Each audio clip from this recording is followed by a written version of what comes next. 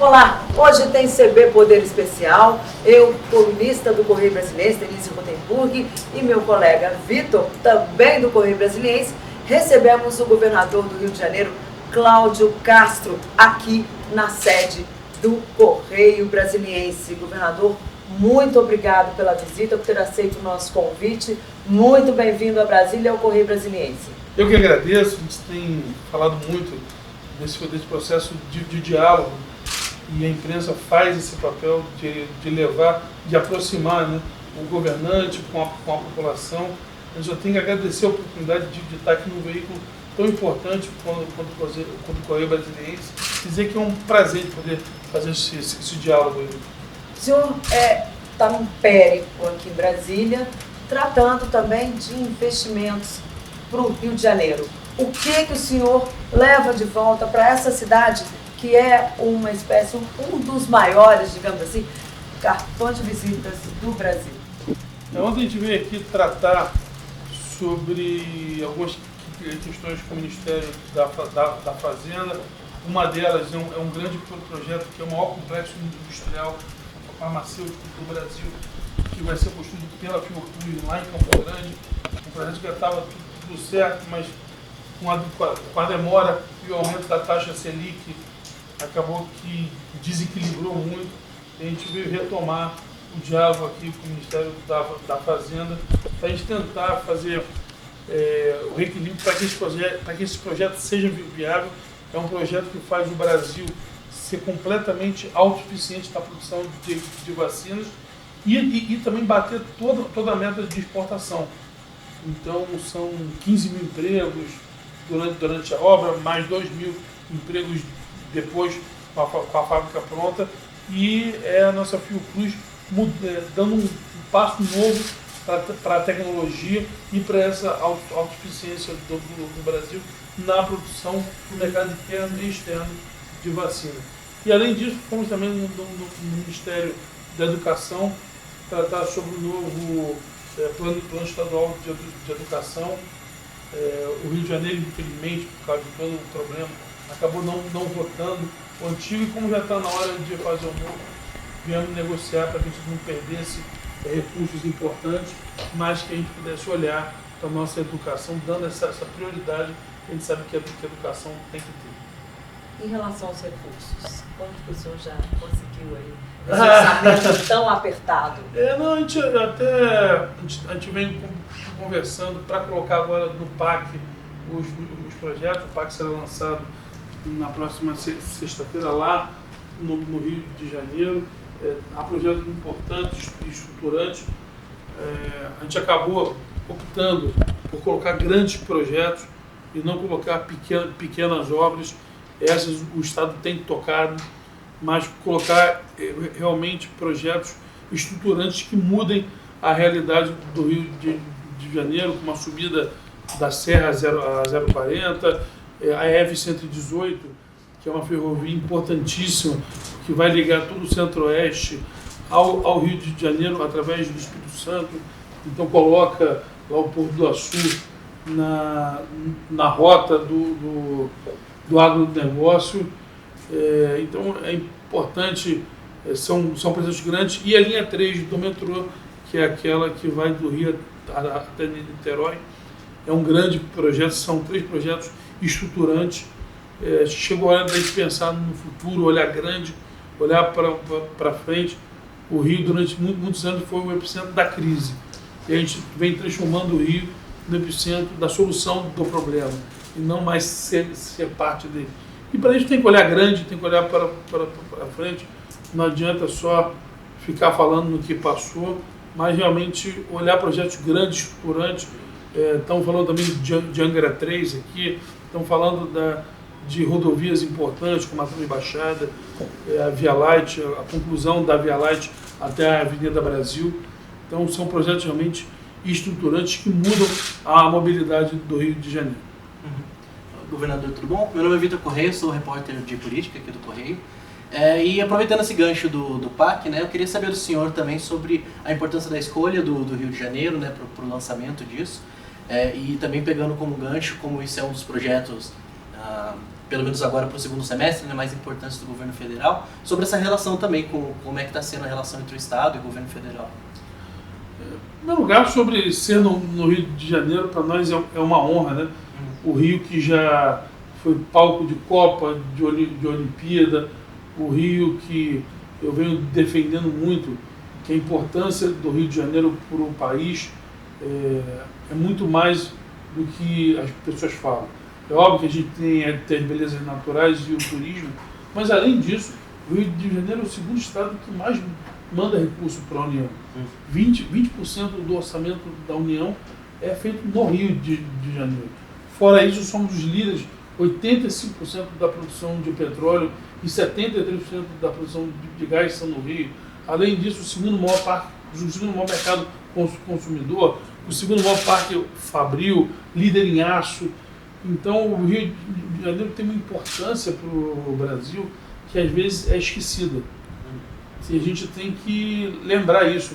Eu falo sempre, o Rio, em números, é mais importante para o Brasil que o Texas é para os Estados Unidos. E você nunca imaginaria um Texas quebrado como o Rio está hoje.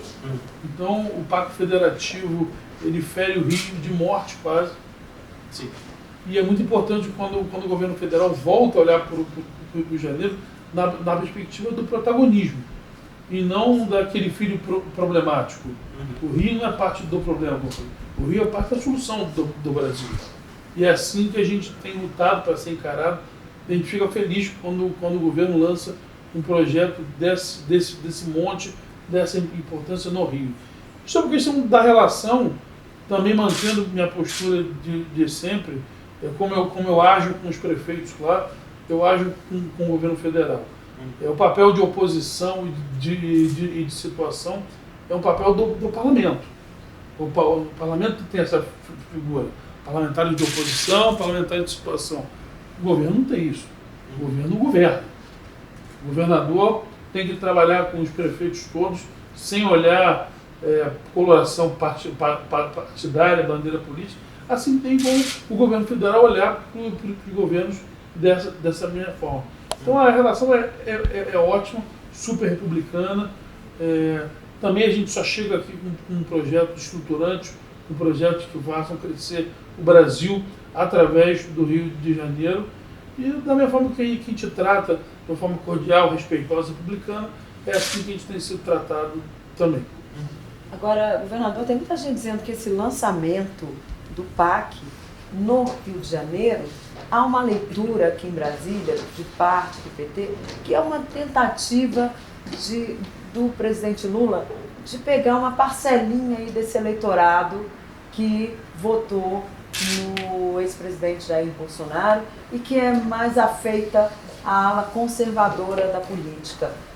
Não há um receio aí dos seus aliados, dessa visita do presidente ao Rio de Janeiro? Isso não pode ser lido ali como uma tentativa da esquerda de cooptar um pedaço, de conquistar um pedaço desse eleitorado? Eu creio que todo mundo que está governando tem que governar para 100%. E esperar que depois tenha o resultado eleitoral disso. O resultado eleitoral ele tem que ser consequência do trabalho que você faz. Quanto mais, se for essa ideia política ou qualquer outra ideia, quanto mais trabalhar pelo Rio, melhor para nós. Então não há nenhum receio nesse sentido. É o que a gente quer, mais ações pelo Rio, independente do governo que tiver. Manda para a gente que a gente quer. Eu acho que o resultado eleitoral, óbvio que o presidente Bolsonaro tem a sua liderança, mas também tem a ver com o trabalho que nós fizemos lá. Um trabalho de reconstrução do Rio de Janeiro, um trabalho de diálogo, um trabalho de união da classe política, e o resultado acabou vindo. Então, quem mais trabalha, mais terá resultado. Então é esperar, né? E outro tema que está aqui em Brasília, foi aprovado no semestre passado na Câmara e agora está no Senado, é a reforma tributária. E a gente vai ter ali no Senado uma disputa ali entre os estados, né? Que há uma briga dos estados versus União em relação à arrecadação, especialmente ali no que se refere ao setor de serviços. Há uma briga muito grande em relação a essa questão e também a composição do Conselho. Como é que o senhor está vendo o que o Rio de Janeiro vai trazer de contribuição para a reforma tributária? A questão da reforma, eu acho que não há ninguém em sã consciência seja contra reforma tributária. Que simplifique, né? Que você simplifique, que você dê agilidade, que você dê um imposto mais justo, que você aumente a base contributiva para poder ter um imposto mais justo para todos. O que se discute são pontos sobre essa reforma. Se essa reforma está trazendo essa justiça ou não. Essa foi uma crítica que eu fiz durante todo o processo, que a gente estava discutindo uma reforma sem as premissas necessárias. Que a própria alíquota tem muita coisa a ser decidida por lei complementar. E eu creio que acabou sendo, mesmo eu não sendo muito favorável a isso, a transição longa, a melhor decisão, quando você tem uma reforma que está muito longe da verdadeira reforma ser aprovada ainda. Quando a gente não souber nem os textos das leis complementares que vão definir a verdadeira distribuição, que vão definir as alíquotas, que vão definir muita coisa, a grande relevância da reforma, ela vem pelas leis complementares. Então, ser longa a transição, nesse aspecto, é positiva, até porque uma transição longa, nós sabemos a vida como ela é, dificilmente o que está sendo aprovado hoje aqui será o que vai ser efetivamente feito daqui a 50 anos. Então, a chance que a gente tem de evoluir para um modelo mais perto do ideal é grande. O que eu acho positivo é a gente sair da inércia e partir para aprovar uma reforma, partir para dar essa oportunidade de a gente discutir o Brasil de verdade, o Brasil que quer crescer, o Brasil que quer se desenvolver.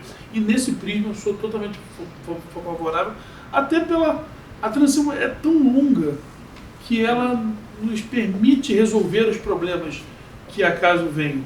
Mas se não tiver um ponto de início, a gente nunca vai sair desse estado de letargia, de inércia, de um imposto ruim, de um imposto que está trazendo o Brasil para trás. Eu falo sempre isso, essa discussão. Você tem estados hoje que vivem de ICMS, que o ICMS é o seu principal. Você tem estados hoje que vivem de transferência da União. Não pode ter uma rivalidade entre eles. Até porque quanto mais os estados que vivem de ICMS crescerem, mais eles mandarão dinheiro para a União, que mais vai ajudar os estados que vivem de transferência e gerar a eles uma oportunidade de se desenvolverem. A nossa maior crítica é que do jeito que está hoje, não está gerando empobrecimento daqueles que produzem e não gera emancipação daqueles que vivem de transferência. Haja vista que dos 4 estados que mais contribuem para a União, na ordem, São Paulo, Rio de Janeiro, Minas Gerais e Rio Grande do Sul, 3 estão em regime de recuperação fiscal. Será que é só má gestão? Será que é só erro do passado? Ou você tem uma ideia de pacto federativo que está retirando demais desses estados a ponto de eles contribuírem muito para o Brasil e estarem quebrados? O Rio manda todo ano 3 vezes o valor de sua dívida, impostos federais. Então, assim, tem que refletir Brasil, exatamente, e de uma forma colaborativa. Não dá para criar um nós contra eles. Todo mundo perde na perspectiva de nós contra eles. A gente tem que construir um Brasil que não quebre quem produz, mas que gere emancipação daquele que não tem condição de produzir ainda. Senão você nunca vai sair desse estado. E aí a guerra entre os estados, que é a guerra fiscal que a gente viu, ela se torna latente e ela se torna prejudicial a todo o país. Governador, aproveitando esse gancho, em relação justamente a essa discussão que o senhor falou que está tendo entre os estados, né? Que, por exemplo, está tendo agora uma divisão entre a proposta dos estados do Nordeste e a proposta dos estados do Sul e do Sudeste. E também, inclusive, a declaração recente, né, do governador de Minas, o Romeu Zema, que foi mal recebida assim, pelos governadores do Nordeste, e outros governadores, como o Eduardo Leite, também falando, não é bem assim, não. A gente não pode partir para esse embate nesse sentido de colocar justamente as regiões, os estados um contra os outros, né? Eu queria saber como é, na sua visão, assim, como é que está sendo esse diálogo, né? Porque imagino que seja uma coisa problemática se você começa a ter esse embate entre regiões, né? E também em relação às propostas que estão sendo discutidas, né? Eu gostaria de saber a sua visão, especialmente sobre o Fundo de Desenvolvimento Regional, que eu acho que é um dos principais pontos ali de embate entre os estados. Tem dois pontos de embate que ficaram claros. A questão desse Conselho Sim. da República e a questão do Fundo de Desenvolvimento Regional. Você tem outras questões, mas aí são pontuais, cada estado brigando pelo seu. Na questão do Fundo de Desenvolvimento Regional e da composição do Conselho, entra muito nessa lógica que está acontecendo. O Norte e o Nordeste, eles acabaram que se organizaram bem politicamente. Eles hoje, eles têm uma... Haja vista que nunca houve um presidente do Concefaz que não fosse do Norte ou do Nordeste. Porque eles acabam tendo mais votos e o voto sem ser qualificado, ele gera uma distorção de país. Porque nos 7 estados de Sul e Sudeste, você tem 56% da população. Então, a minoria da população está tendo uma prevalecência sobre uma maioria.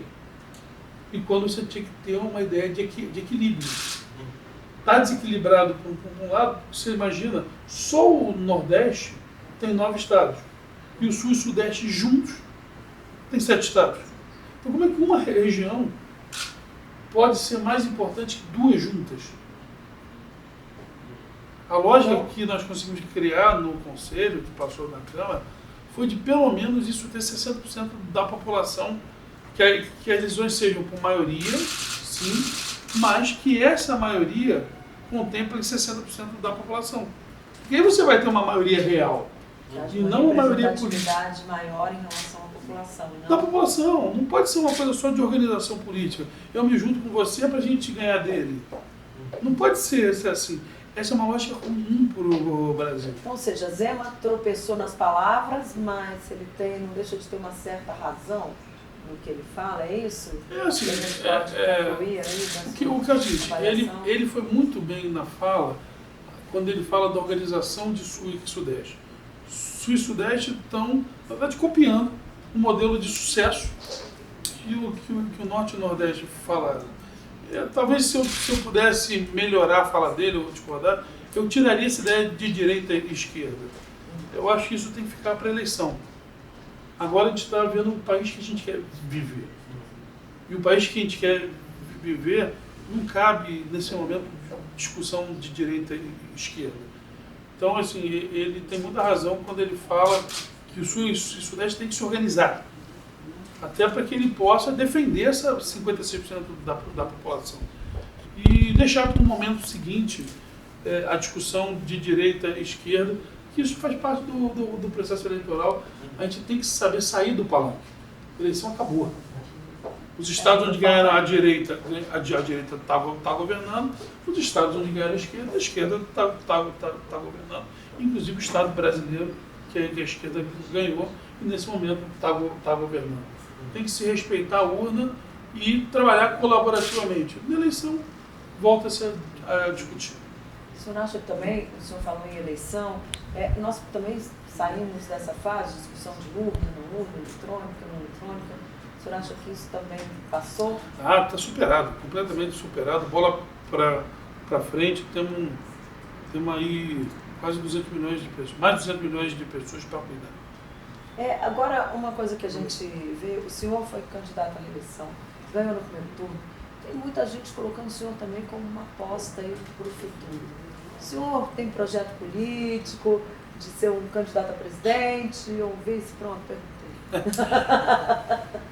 Eu falei isso na minha primeira entrevista. Os governadores do Rio cometeram um erro, quase todos eles. Garotinho, Cabral, depois o Witzel. E quase todos acabaram presos, E de começar uma discussão nacional sem olhar e sem ter resolvido os problemas estaduais. Acho que o Rio tem muito problema estadual, tem muita coisa para resolver para o seu governador ficar olhando para algo que não seja o Rio. Depois tem uma questão de perfil, que tem que ver qual vai ser o perfil melhor para a próxima eleição. Então acho que não está muito cedo ainda, o país ainda saiu muito dividido de uma eleição, trabalha hoje em reformas importantes, e acho que essa questão eleitoral vai ficar um pouco mais lá para frente. Eu não quero incorrer no mesmo erro que antecessores meus caíram, falar de eleições nacionais.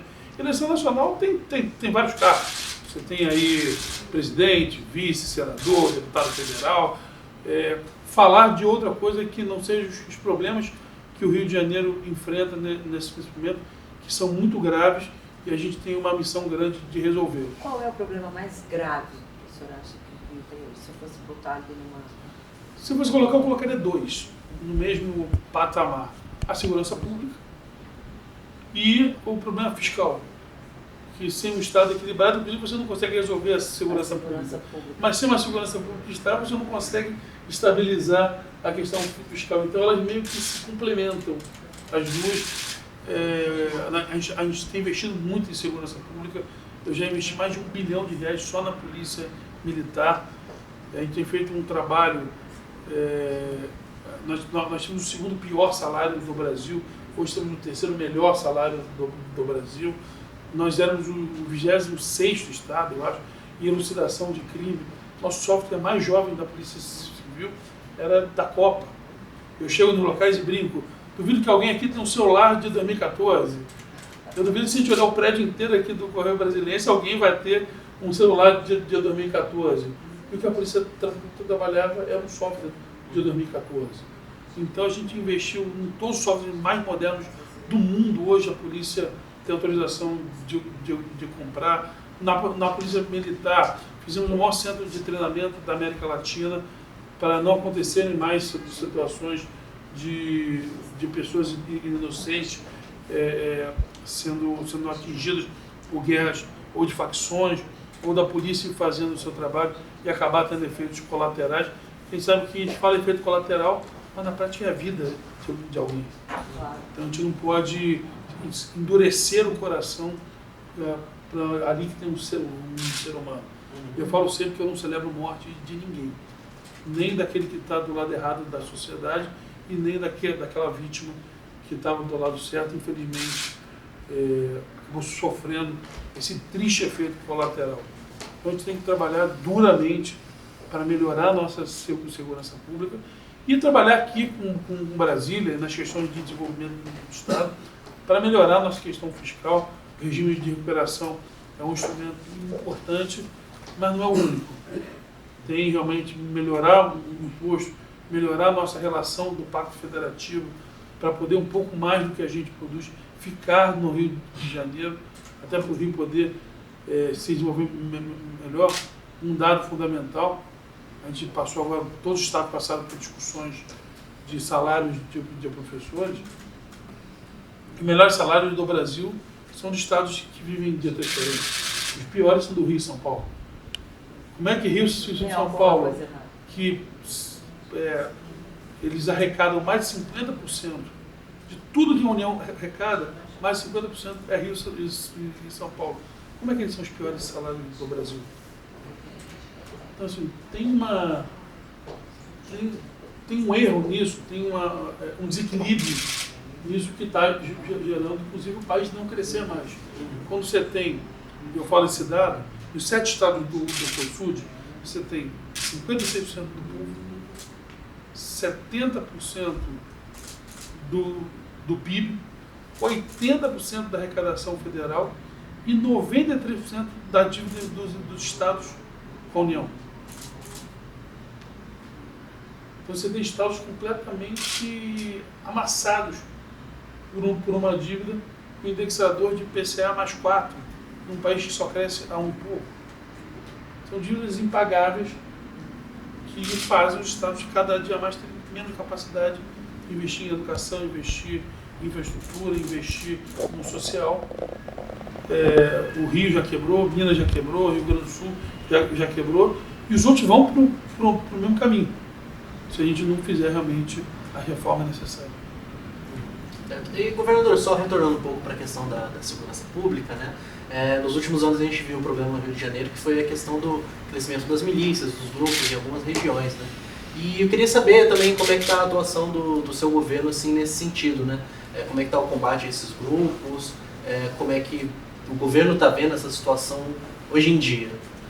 A gente fez a maior força-tarefa de combate às milícias que já tiveram, prendemos mais de 3.000 milicianos, bloqueamos mais de 2 bilhões deles na justiça. Realmente tem feito um trabalho, tanto hoje, que se você ver as últimas guerras que a gente está tendo, é o tráfico tentando invadir as áreas de milícia. Então houve um enfraquecimento das milícias considerável, a criação das narcomilícias, que é a união do tráfico com a milícia, que hoje é a nossa maior preocupação. E o Estado vem batalhando para melhorar isso. A gente sabe que não é só um problema estadual. O Rio não produz arma, o Rio não produz droga. Então isso está entrando pelas nossas fronteiras. A gente precisa muito da ajuda das prefeituras no ordenamento urbano para não deixar que esses poderes territoriais avancem, e precisa muito da ajuda do sistema judiciário todo, Justiça, Ministério Público, Defensoria, para que a gente não crie o prende-solta, prende-solta, prende-solta. Pois é, governador, o que a gente já viu, olha, eu lembro quando o Cabral assumiu pela primeira vez, teve toda aquela coisa de ir de helicóptero, né, lá se não me engano, foi no Complexo do Alemão, questão de criar lá uma unidade de pacificação, foi logo que ele assumiu. Aí depois, no governo já do presidente Lula, também tivemos vários investimentos no Rio de Janeiro. Depois, no governo do presidente Michel Temer, tivemos a intervenção na área de segurança, inclusive foi o general Braga Neto, que foi candidato a vice do ex-presidente Jair Bolsonaro, foi candidato a vice nessa eleição primeira, e a gente não vê solução, a gente não vê essa questão assim, dizer assim, não, agora pode ir que está tudo seguro. Nova York conseguiu conter a sua violência lá, e tudo bem que é um espaço muito menor, né, do que o Rio de Janeiro, e não tem toda aquela topografia do Rio que torna mais difícil.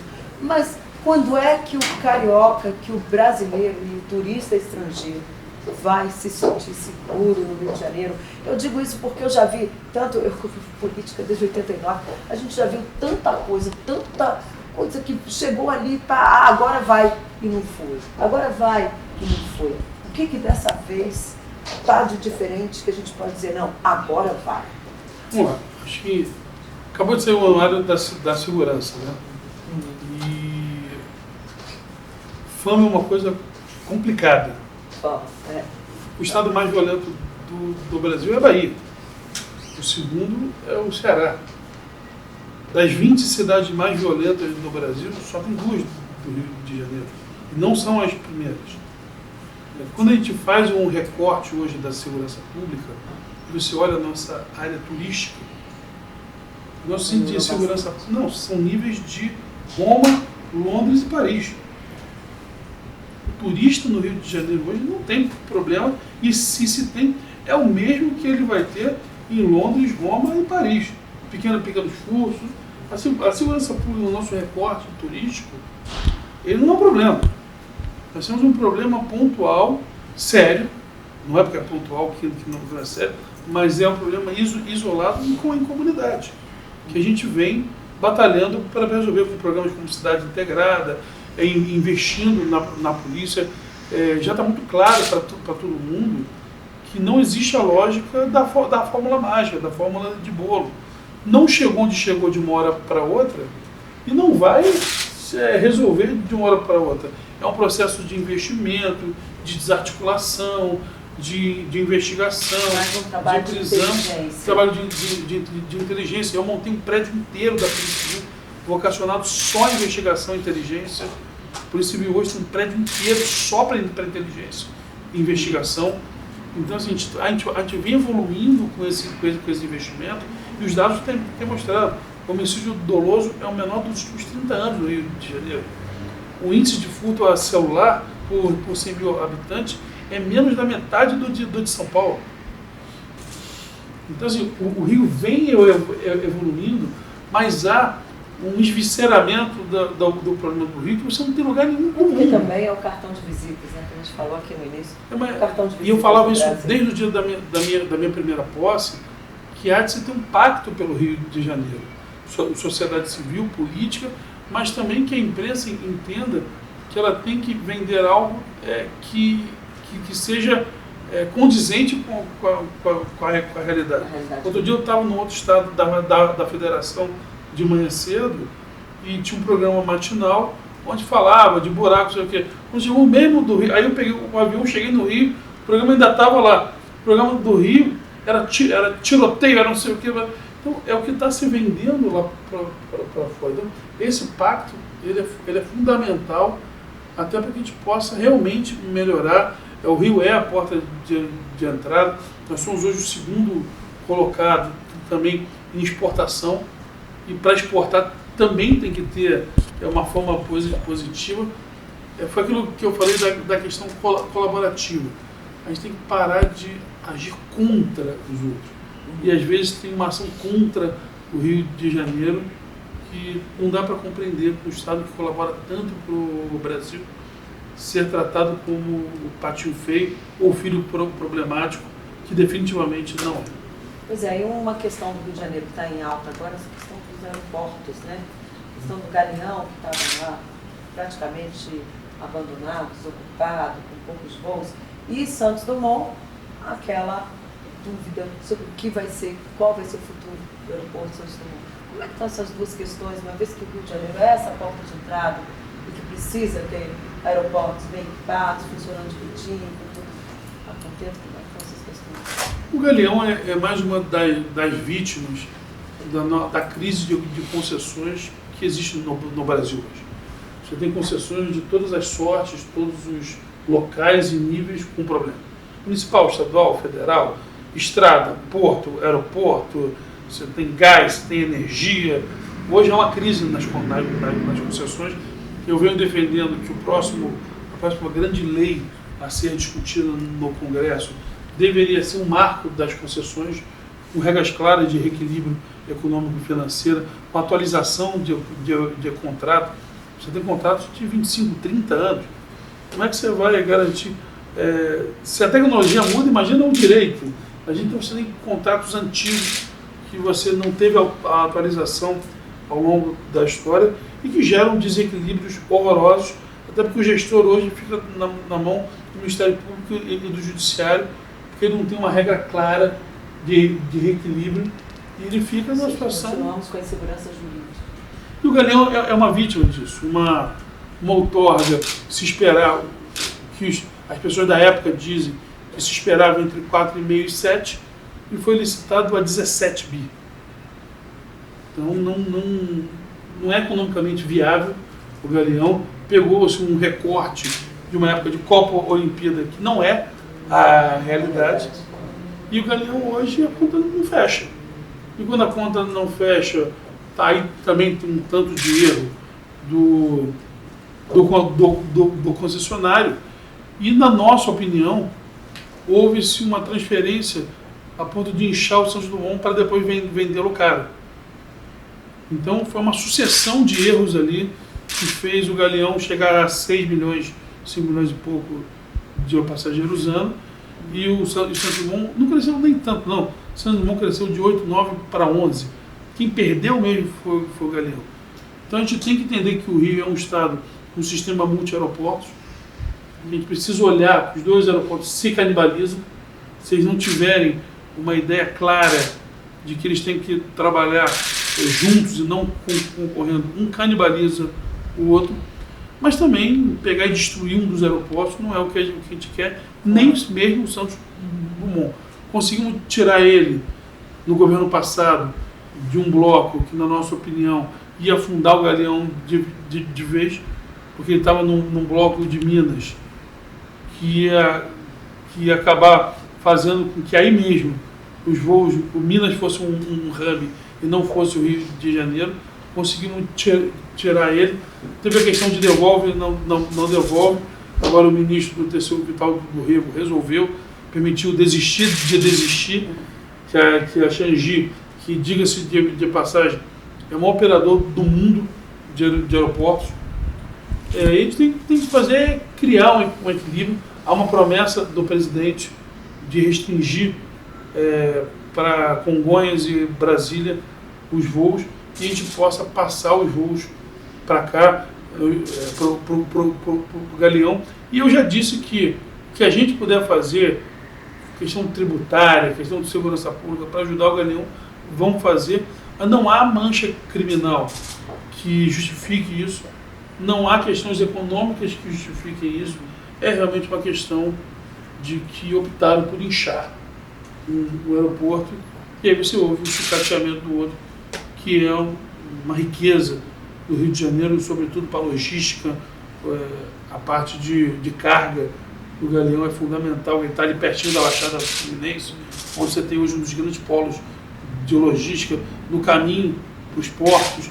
Então ele faz um papel importante logístico também na questão de carga para o Rio de Janeiro, que é o segundo maior exportador do Brasil. A gente não pode deixar isso passar. Governador, nosso tempo já está quase terminando, mas o Rio vai ser sede do G20 no ano que vem, 2024. O que o senhor está planejando? O que as pessoas que vêm para esse encontro tão importante vão poder esperar no Rio de Janeiro no ano que vem? Esse foi o meu primeiro pedido ao presidente Lula, quando eu falei com ele um pouco depois da eleição, e depois, no dia 9 de janeiro, quando eu tive a oportunidade de ter um encontro com ele, teve aquela reunião, e no dia 10, perdão, eu tive um encontro com ele, eu pleiteava que o G20 fosse para o Rio. O Rio de Janeiro fez a maior concessão da história do Brasil, que é também um dos maiores projetos ambientais da história do Brasil, que é a concessão da SEDAI, que entre 5 e 12 anos a gente vai ter a limpeza total da Baía de Guanabara. Hoje já tem a praia do Flamengo, Balneário, já por 60 dias, depois de 10 anos imprópria, já está balneável por 60 dias. Nós temos hoje mais de 300 mil pessoas que nunca tiveram água em casa, que já tem hoje. A Lagoa Rodrigo de Freitas já voltou a ter peixe. Então a gente tem realmente visto evolução em só um ano e pouco de concessão. E era muito importante, sobretudo por causa da Expo 92, depois do Rio mais 20, Olimpíada, Copa, e tudo que o Brasil passou, e o Rio de Janeiro foi o epicentro dessa crise, que o momento de recuperação do Rio e essa visão que o Rio tem hoje da questão ambiental, nós somos o estado mais evoluído na Agenda 2030, temos uma autoridade pública da Agenda 2030, o orçamento desse ano que a gente está fazendo, a LOA do ano passado foi totalmente vinculada às ODS, é o único estado do Brasil que está vinculando as ações às ODS. Então a gente está nessa pauta ambiental com muita força. Somos lá signatários da Comissão dos Estados, do Consórcio dos Estados pelo Clima, capitaneado pelo governador Casagrande. Somos um dos signatários. E para a gente era muito importante receber, até porque o Rio tem logística, tem rede hoteleira, tem locais vocacionados por grandes eventos. Agora a Índia, são 52 cidades, 52 eventos diferentes. Eu acho que só o Rio hoje tem essa condição logística de ter grandes locais e poder receber um evento desse vulto. Ficamos felizes no Itamaraty e no governo federal terem entendido igual a nós. E agora é fazer um grande evento, um evento lindo, e vai ser onde? seguro. Vai ser no centro? Eles estão vendo ainda, eu recebi o pessoal do Itamaraty, nós ofertamos o Lagum, ali na Lagoa, para ser a sede do G20. O Estado retomou aquilo e nós ofertamos o Lagum para ser a sede administrativa do G20 para eles.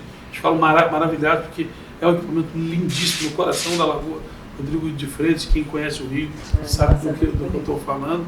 E é o local ideal para ser a sede do G20, 2 salas de cinema, que podem se tornar auditórios, restaurante em cima, central, enfim. E eles aceitaram a oferta e está conversando agora junto da prefeitura.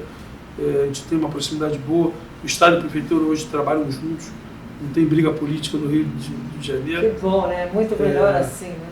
E acaba também isso ajudando a pacificação política do Rio de Janeiro hoje, colaborando para que a gente seja essa sede desse grande evento. Na verdade, o evento é do Brasil todo, né? É, na verdade, a cúpula que vai ser no Rio de Janeiro. E qual a preparação para receber esse evento? Que já tem alguma coisa em mente, assim, para o Estado, em relação ao turismo também? Isso é mais que o Itamaraty, né? A gente é subsidiário nessa organização, nós já colocamos todas as secretarias à disposição, inclusive rede hoteleira, do diálogo com a rede hoteleira, logística, locais para os eventos, logística disso tudo. O Estado e a Prefeitura já se colocaram à disposição do Itamaraty, recebemos a visita deles e é um pouco agora continuar o diálogo, mas esperar o que o Itamaraty quer de nós, que é um evento federal, né? Então a gente entra subsidiariamente com segurança pública, com toda essa questão, colaborando. Ok. Bom, o CB Poder Especial fica por aqui com o governador do Rio de Janeiro, Cláudio Castro. Eu agradeço a companhia de vocês, agradeço ao governador, ao Vitor, e a você, até a próxima.